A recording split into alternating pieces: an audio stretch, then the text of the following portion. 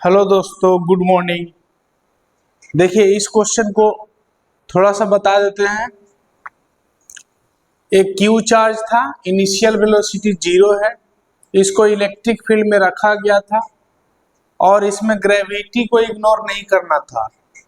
तो QE force इधर लगा और mg फोर्स नीचे लगा, तो रिजल्टेंट फोर्स इधर होगा।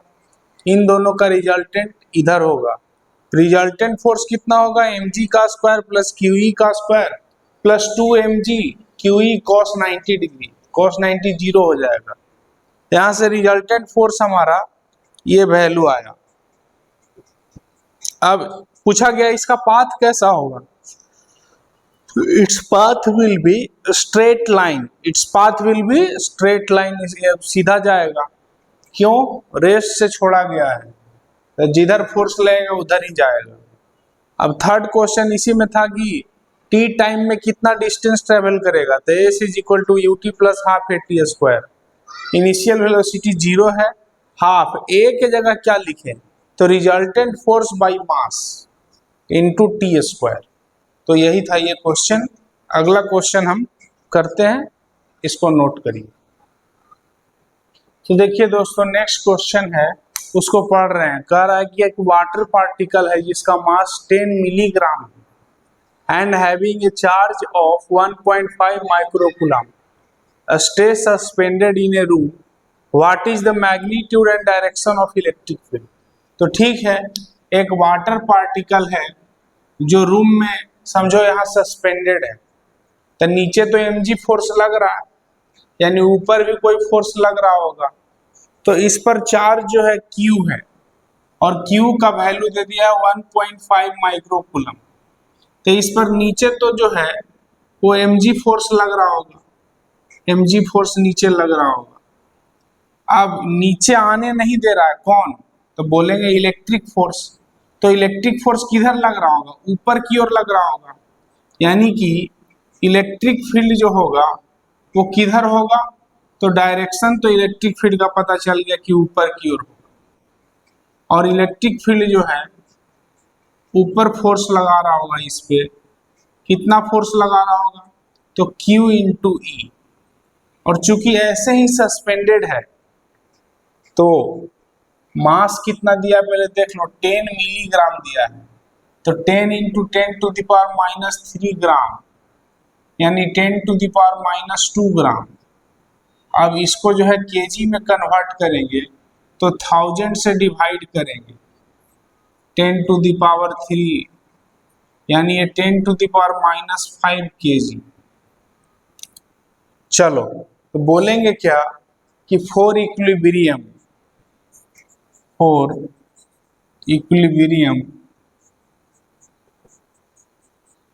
जो QE होगा वो किसके इक्वल होगा, तो mg के इक्वल होगा। तो E किसके इक्वल होगा, तो mg बाई क्यू। और जाहिर है m कितना है, 10 to the power minus 5, g का वैल्यू 10 डिवाइडेड बाई q, तो q का वैल्यू है 1.5 into 10 to the power minus 6। देखो तो ये 10 टू द पावर माइनस 6 से कटेगा, ये 10 टू द पावर माइनस 1 हो जाएगा, ऊपर चला जाएगा 10 टू द पावर 2 हो जाएगा, यानी 1 डिवाइडेड बाई या 10 divided by 15 into 10 to the power 2। अब इसको सॉल्व करो, यानी 1000 डिवाइडेड बाई 15 है, तो 1000 डिवाइडेड बाई 15 है, तो इसको लिख सकते हैं 200 डिवाइडेड बाई 3, इतना कूलम हो जाएगा। बस आंसर हो गया। कूलम बोल रहा है, न्यूटन पर कूलम। लिखिए इसको, इलेक्ट्रिक फील्ड का वैल्यू आ गया। और कोई पूछे इलेक्ट्रिक फील्ड किधर होगा, तो अपवर्ड डायरेक्शन में होगा, ये इसको नॉर्थ बोल सकते हैं, ठीक ना। अपवर्ड डायरेक्शन बोलना ज्यादा सही है, नोट करिए।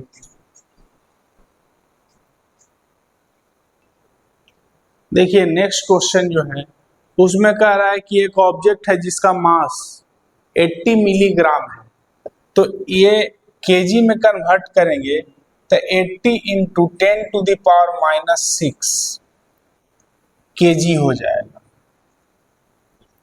और चार्ज जो है 2 इंटू 10⁻⁻8 कूलम है।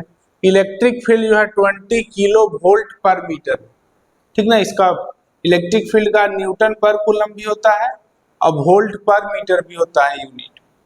वो आगे पढ़ेंगे, जब पोटेंशियल पढ़ेंगे तब उसमें पता चलेगा कि ऐसा क्यों हो रहा है। तो फिलहाल 20 किलो को 20 इंटू 10⁻³ वोल्ट पर मीटर लिख देते हैं, ठीक है। अब जो है कह रहा है कि एक बॉब है, बॉब यानी देखिए यहाँ पे ये बॉब हो गया। इस बॉब में चार्ज दिया हुआ है +Q चार्ज, और इलेक्ट्रिक फील्ड जो है वो इधर है। तो सोचो तो चार्ज पे फोर्स लगेगा तो ये जो बॉब है कुछ इस तरह से सस्पेंडेड हो जाएगा, कुछ इस तरह से सस्पेंडेड हो जाएगा,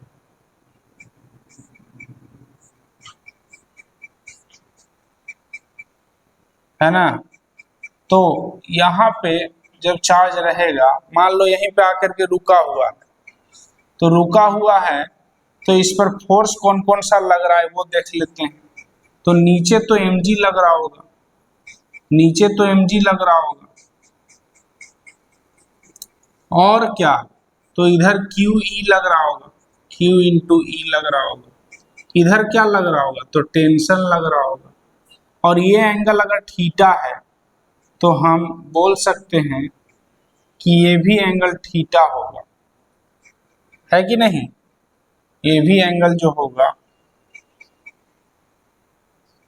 वो थीटा होगा।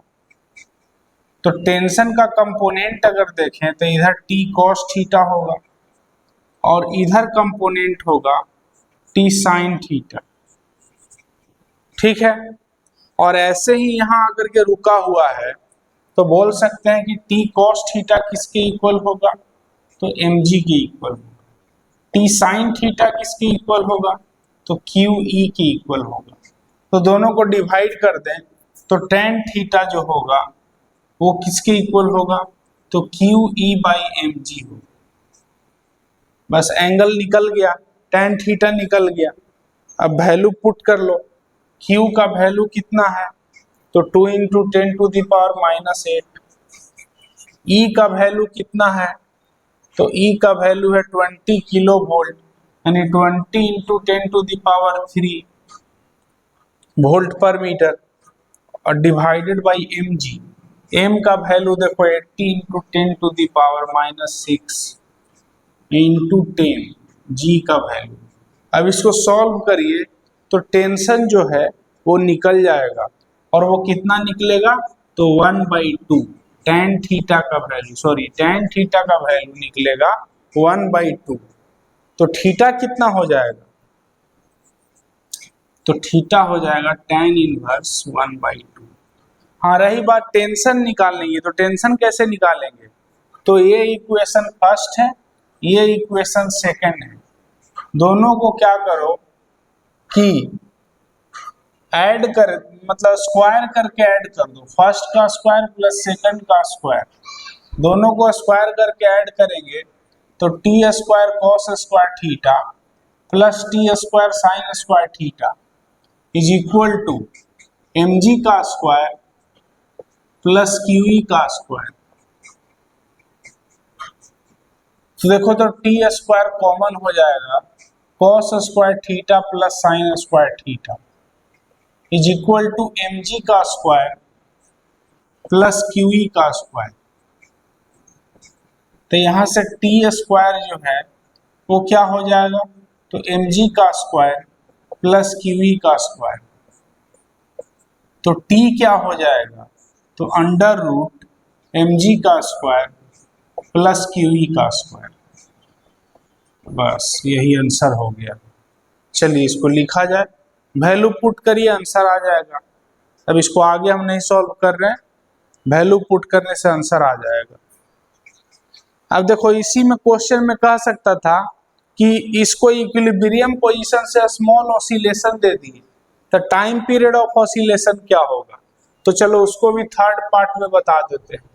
टाइम पीरियड ऑफ ऑसिलेशन अगर पूछा जाए, उसको टी नोट से डिनोट कर रहे हैं, तो बोलेंगे 2 pi under root L by G, और जी के जगह जी इक्विवेलेंट लिखेंगे, जी इक्विवेलेंट लिखेंगे। अब ये जी इक्विवेलेंट क्या है? तो जी इक्विवेलेंट जो है उसको बोलते हैं टी बाई एम, यानी जो टेंशन आएगा उसमें मास से डिवाइड कर दो। इक्विलिब्रियम पोजीशन पे जो टेंशन का वैल्यू आएगा उसमें मास से डिवाइड कर दो, तो उसी को जी इक्विवेलेंट बोलते हैं। ठीक है, तो यहाँ पे बोलेंगे कि टाइम पीरियड जो होगा 2 pi under root L by G equivalent हो। नोट करिए।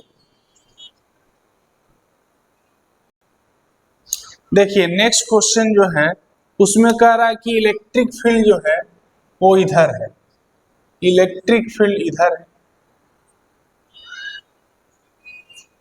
ठीक है, इलेक्ट्रिक फील्ड इधर, और इसमें जो है एक प्लस क्यू चार्ज को प्रोजेक्ट कर दिया गया है। किधर?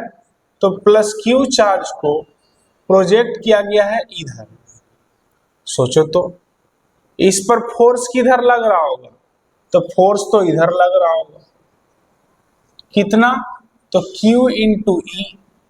अब प्रोजेक्ट किया गया है इधर, यानी इनिशियल वेलोसिटी दिया गया है u, जो कि इधर दिया गया है।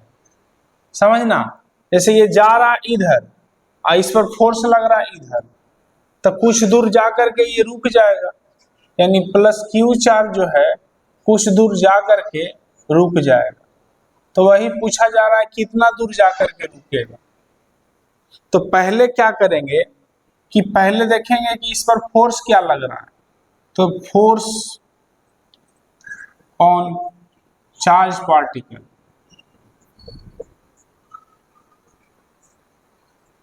तो फोर्स हो गया Q इंटू ई। ठीक है, Q इंटू ई। तो देखो इसमें एक्सेलरेशन होगा कि रिटार्डेशन होगा? तो जैसे जैसे आगे जाएगा इसका वेलोसिटी कम हो रहा है, यानी रिटार्डेशन होगा। तो चलो लिखने के लिए तो एक्सेलरेशन लिखेंगे, तो एक्सेलरेशन कितना होगा?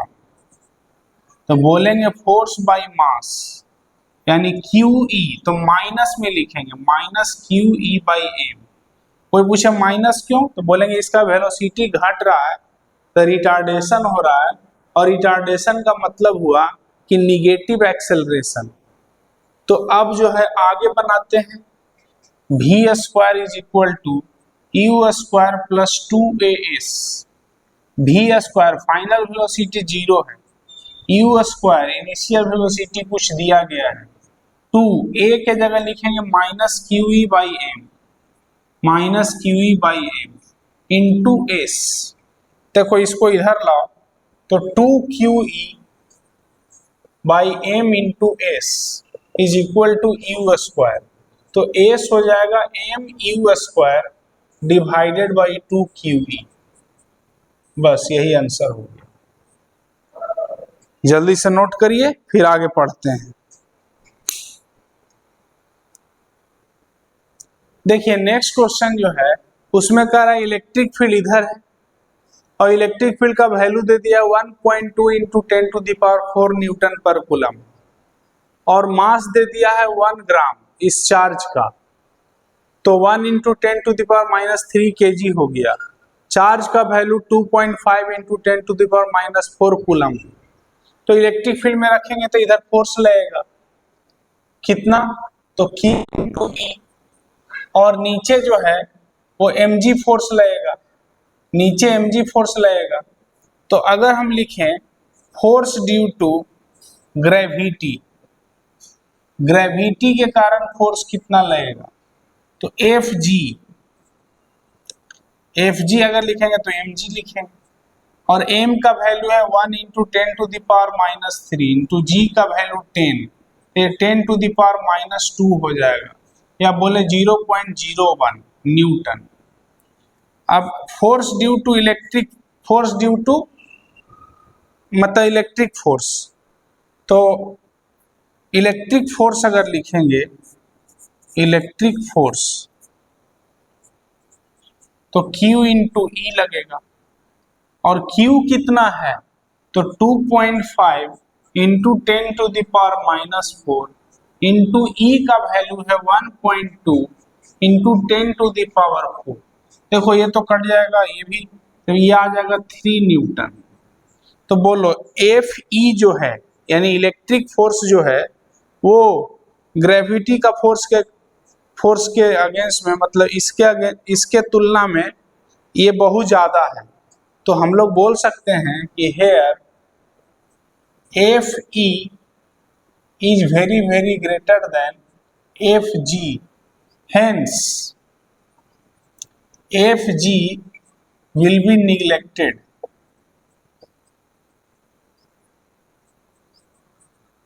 तो एफ जी को नेग्लेक्ट कर सकते हैं। तो एक्सेलरेशन क्या होगा, एक्सेलरेशन ऑफ चार्ज पार्टिकल, तो एक्सेलरेशन क्या लिखेंगे, तो एफ ई बाई एम, यानी एफ ई का वैल्यू आया है 3 न्यूटन। अब मास कितना दिए हुआ है 1 ग्राम, यानी 1 इंटू 10⁻⁻3, तो ये हो जाएगा 3 इंटू 10⁻³ मीटर पर सेकेंड स्क्वायर।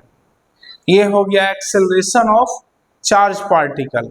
अब कह रहा है 40 सेंटीमीटर इसको आगे जाने में कितना टाइम लगेगा, तो S is equal to U T plus half A T square. 40 centimetre है तो 40 by 100, U zero half, A का वैल्यू है 3 इंटू 10⁻² या 3 इंटू 10⁻³ इंटू टी स्क्वायर। तो अब जो है इसको सॉल्व किया जाए, 0 से 0 2 5, 2 इधर जाएगा तो 4 बाई 5 है ना, into 3 into 10⁻³ is equal to T square. तो यहाँ से टी स्क्वायर वैल्यू निकालेंगे, तो सॉल्व करके देखिए टी स्क्वायर का वैल्यू यानी टी का वैल्यू कितना आता है ना, तो 2 इंटू 2 4, ठीक तो है।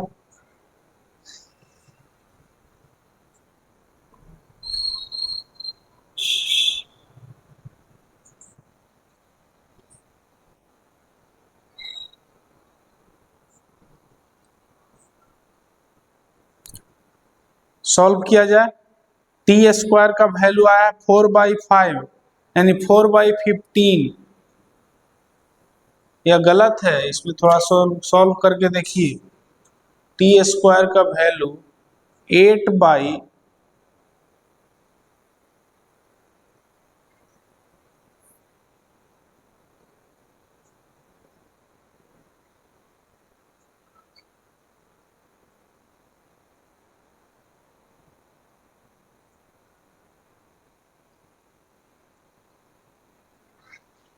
2 इंटू 2 4 बाई 5 इंटू 2, तो 5 यहाँ लिख दिए, 2 इंटू 2 4 और नीचे में हो गया 5 और इंटू 3, हाँ तो ठीक तो है। तो t का वैल्यू कितना हो जाएगा 4/15 इंटू 10⁻³ का अंडर रूट, इतना सेकेंड हो जाएगा। चलिए इसको नोट किया जाए। अब इसी में कह रहा है 40 सेंटीमीटर आगे जाएगा तो इसका वेलोसिटी क्या होगा, तो ठीक है, V square is equal to U square plus 2as, तो वी स्क्वायर तब वेलोसिटी क्या होगा, यू स्क्वायर वो तो 0 है, 2 a का वैल्यू क्या लिखे, तो a का वैल्यू आया था 3 इंटू 10⁻³ इंटू एस 40/100, तो v इज इक्वल टू कितना हो जाएगा 24 इंटू 10⁻⁴/100, या कह सकते हैं 24 इंटू 10⁻² या 100 का अंडर रूट। अब इसको सॉल्व करिए तो ये कितना हो जाएगा, ये हो जाएगा 4.9 इंटू 10 यानी 49 मीटर पर सेकेंड। ये वेलोसिटी निकल गया। अब डी पार्ट में कह रहा है इसी में कि वर्क डन क्या होगा, तो वर्क डन क्या होगा, डी पार्ट में वर्क डन पूछ रहा है, तो फोर्स डॉट डिस्प्लेसमेंट, फोर्स कितना QE, अब वो आया था कितना 3 न्यूटन, और डिस्प्लेसमेंट कितना 40 सेंटीमीटर, तो 40/100। इसको सॉल्व करिए तो ये 1.2 जूल हो जाए। चलो नोट करो।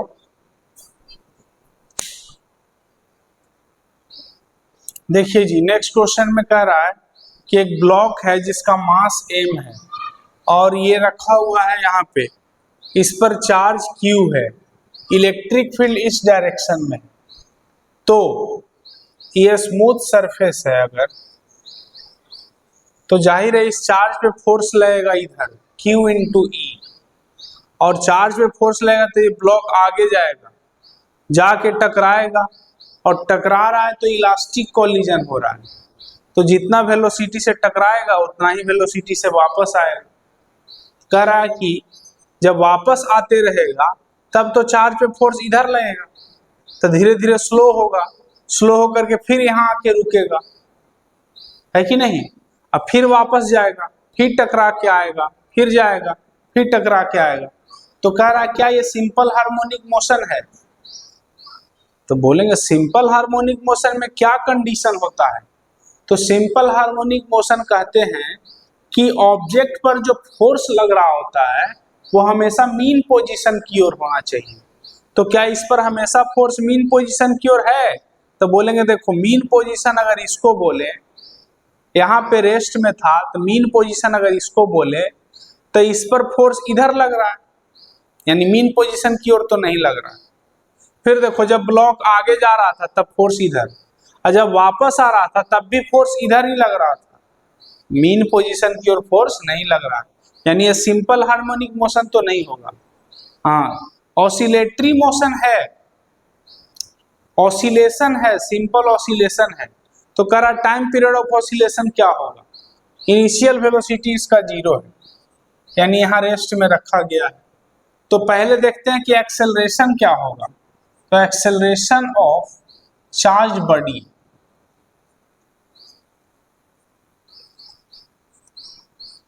तो एक्सेलरेशन हो जाएगा फोर्स बाय मास, फोर्स है QE डिवाइडेड बाय m। अब ये डिस्टेंस अगर d है तो d डिस्टेंस जाने में अगर t टाइम लगा हो तो उसको निकाल लेते हैं। s is equal to ut plus half at square, ये d है, u0 हाफ at स्क्वायर, यानी d is equal to half QE by m into T square. तो t यहां से निकलेगा, t निकलेगा 2md डिवाइडेड बाई QE का under root. अब पूछा गया है कि टाइम पीरियड ऑफ ऑसिलेशन क्या होगा, तो टाइम पीरियड ऑफ ऑसिलेशन अगर लिखें तो कितना होगा, तो उसको T0 से डिनोट कर रहे हैं, तो 2 इंटू टी होगा, जाने में t टाइम, आने में t टाइम, तो 2 इंटू टी का वैल्यू है under root 2md by QE, या इसी को लिख सकते हैं under root 8md divided by QE। चलो नोट करो। देखिए आगे सीखते हैं, उसमें कुछ नोट में बात सीखते हैं। जैसे सिंपल पेंडुलम तो आप जानते ही हैं, सिंपल पेंडुलम में एक स्ट्रिंग होता है और स्ट्रिंग से कनेक्टेड होता है एक बॉब। तो जाहिर है इस बॉब पे फोर्स लग रहा है नीचे mg, नीचे लग रहा है mg, तो इसको अगर स्मॉल ऑसिलेशन दे दें तो ये इधर जाएगा, इधर जाएगा, अपने एक्सट्रीम पे जाएगा, अपने एक्सट्रीम पे जाएगा। कोई पूछेगा इसका लेंथ अगर L है तो टाइम पीरियड ऑफ ऑसिलेशन क्या होगा, तो 2 pi under root L by G. ठीक है, लेकिन सेकंड केस में अगर बात करें, केस सेकंड, स्ट्रिंग वही है, यहां पे बॉब लगा हुआ है और कह रहा है कि इस पर फोर्स जो लग रहा है अभी तो सिर्फ mg लग रहा है, लेकिन इलेक्ट्रिक फील्ड रख दे दिया गया है और इस पे एक प्लस क्यू चार्ज को दे दिया गया है और इलेक्ट्रिक फील्ड जो है वो डाउनवर्ड डायरेक्शन में है। इलेक्ट्रिक फील्ड जो है वो डाउनवर्ड डायरेक्शन में, तो क्या होगा, नीचे एक और फोर्स लगेगा Q इंटू ई। तब टेंशन जो है वो किसके इक्वल हो जाएगा, देखो टेंशन तो ऊपर लग रहा होगा तो T हो जाएगा mg प्लस QE। तो G इक्विवेलेंट जो अब निकालेंगे, G जो पहले लिखते थे 2 pi under root L by G, तो G के जगह G इक्विवेलेंट लिखेंगे और वो T बाई एम होगा। तो अब अगर कोई टाइम पीरियड पूछे तो बोलेंगे 2 pi under root L by G equivalent, G equivalent. यानी कि आंसर हमारा क्या होगा, तो T not is equal to 2 pi under root L by G equivalent आया है कितना, तो T बाई एम, यानी mg plus QE by M. ठीक है, इसी को बोल सकते हैं कि 2 pi under root L by mg plus M, तो ये हो जाएगा G plus QE by M, QE by M. अब देखो थर्ड केस में कह रहा है कि पेंडुलम वही है, इस बार mg फोर्स नीचे लग रहा है और इस पर प्लस Q चार्ज है, इलेक्ट्रिक फील्ड का डायरेक्शन चेंज कर दिया है, ऊपर की ओर कर दिया है, तो बोलेंगे अब ऊपर की ओर QE लग रहा होगा, टेंशन भी ऊपर लग रहा होगा। अब कोई पूछेगा कि टेंशन कितना होगा जी, तो टेंशन होगा mg minus QE, mg minus QE। तो G इक्विवेलेंट क्या होगा, G इक्विवेलेंट का फॉर्मूला तो होता है टेंशन में मास से डिवाइड कर, तो G इक्विवेलेंट जो है वो कितना हो जाएगा, तो बोलेंगे mg minus QE divided by m, यानी कि G minus QE by m। तो टाइम पीरियड क्या होगा, थर्ड केस के लिए देखिए लिख रहे हैं T not is equal to 2 pi under root L by G equivalent, G equivalent. तो time period T not is equal to 2 pi under root L divided by G minus QE by M. तो चलो यही हो जाएगा answer, लिखिए। देखो जी next question है, उसमें कह रहा है कि एक सिंपल पेंडुलम है, तो इस पर एक चार्ज रखा हुआ है Q का value 4 into 10 to the power minus 6 coulomb है और अभी इलेक्ट्रिक फील्ड नहीं है, तो सिर्फ mg फोर्स लग रहा है और टाइम पीरियड ऑफ ऑसिलेशन अगर कोई पूछे तो बोलेंगे 2 pi under root L by G होगा। 20 ऑसिलेशन में इसको कितना सेकंड लग रहा है, 45 सेकंड लग रहा है, तो 45 सेकंड लग रहा है 20 ऑसिलेशन में, तो बोलेंगे 20 into 2 pi under root L by G. ठीक है, इसको फर्स्ट इक्वेशन बोल दो। दूसरा में कह रहा है कि अब जो है इसी सिंपल पेंडुलम में प्लस Q चार्ज है, नीचे mg फोर्स लग रहा है और अब जो है नीचे की ओर इलेक्ट्रिक फील्ड, तो बोलेंगे अब नीचे की ओर एक और फोर्स लगेगा, एक तो mg लग रहा था, अब एक QE भी लगेगा, तो G इक्विवेलेंट निकाल लो।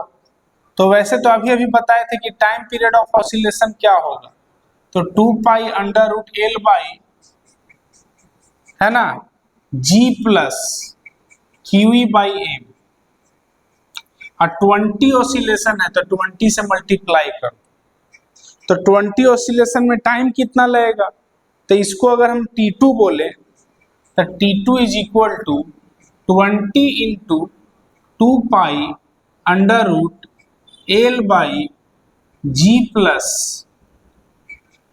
QE by M। अब ये हो गया सेकेंड इक्वेशन। अब क्या करो, दोनों को डिवाइड कर दो। दोनों को जब आप डिवाइड करेंगे तो T2 डिवाइडेड बाई 45, ठीक ना, second equation divided by first equation, तो T2 डिवाइडेड बाई 45 और इधर जो है 20 से 20 कट जाएगा, 2 पाई से 2 पाई कट जाएगा, तो क्या आ जाएगा, तो ऊपर में आ जाएगा L by G plus QE by M, G plus QE by M, और नीचे में हो जाएगा L बाई G। देखो L से L भी कट गया, तो T2 इज इक्वल टू कितना हो जाएगा, 45 इंटू अंडर रूट, ये देखो G ऊपर चला जाएगा और नीचे में हो जाएगा G plus QE by M। बस आंसर यही आ गया, सॉल्व करिए आंसर आ जाएगा।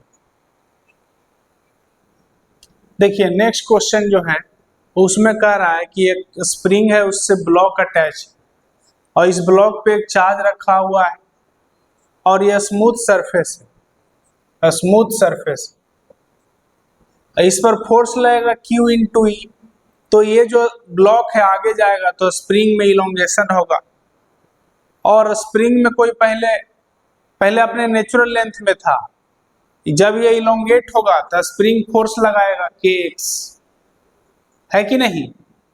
तो जब ये ब्लॉक इक्विलिब्रियम पोजीशन में होगा तो इस पर नेट फोर्स क्या होगा, 0 होगा, और जब ये इक्विलिब्रियम पोजीशन में होगा तब इसके पास मैक्सिमम वेलोसिटी होगा। नेट फोर्स जरूर 0 होगा लेकिन मैक्सिमम वेलोसिटी होगा उस टाइम। तो बोलेंगे क्या कि x0 क्या है, तो यही है amplitude of oscillation, amplitude of oscillation, और यही पूछा गया है। तो बोलेंगे at equilibrium position, at equilibrium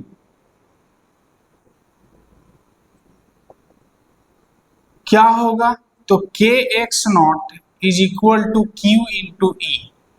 तो x0 क्या हो जाएगा, K जो है स्प्रिंग कांस्टेंट है, तो QE बाई K, बस यही आंसर हो जाएगा, x0 का वैल्यू यही आ जाएगा। चलो नोट करिए।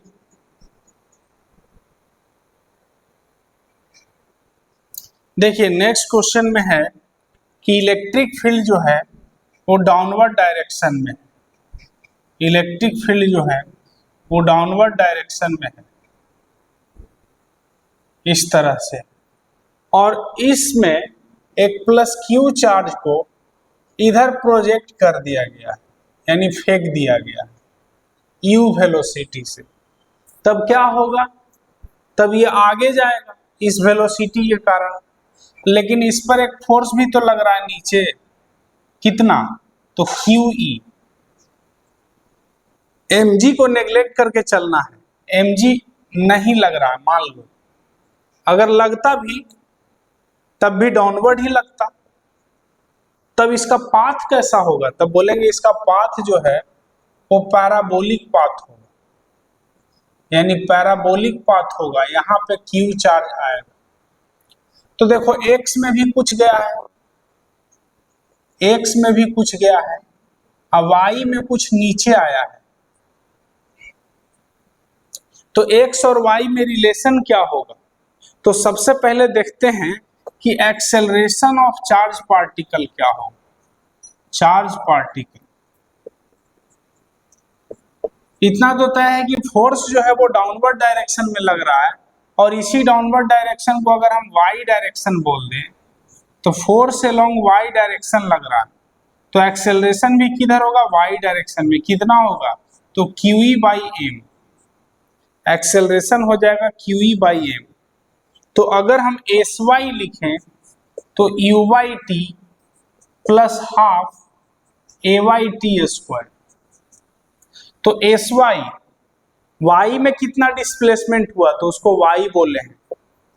यू वाई कितना है तो यू तो इनिशियल वेलोसिटी तो एक्स में है, वाई में तो वेलोसिटी 0 है, प्लस हाफ ए वाई कितना है तो Q E by M into T square. तो वाई का वैल्यू जो है वो आ गया half Q E by M into T square. लेकिन हमको तो y और x में रिलेशन चाहिए, तो x किसको बोले हैं जी, तो x जो है वो यही है x। तो ठीक है sx लिखा जाए, तो uxt plus half axt square. तो sx को तो x बोले हैं, ux कितना है तो u इंटू t, तो t है, अब प्लस हाफ ax कितना है 0 इंटू टी स्क्वायर। तो ये टर्म तो 0 हो गया, तो x is equal to U into T हो गया, तो t यहां से आ गया x बाई यू। तो हमारा जो रिलेशन है y is equal to half Q E by M into T square, T के जगह लिखेंगे x बाई यू का होल स्क्वायर। तो हमारा रिलेशन क्या आ गया y और x में, तो half Q E by M into X square divided by U square. Y और एक्स में रिलेशन कैसा है तो क्वाड्रेटिक है, यानी पैराबोलिक पाथ होगा, तो पैराबोलिक पाथ तो हुआ, समझ में आ गया होगा। तो चलिए आज यहीं तक पढ़ते हैं, अगले क्लास में हम लोग इलेक्ट्रिक डाइपोल से शुरू करेंगे।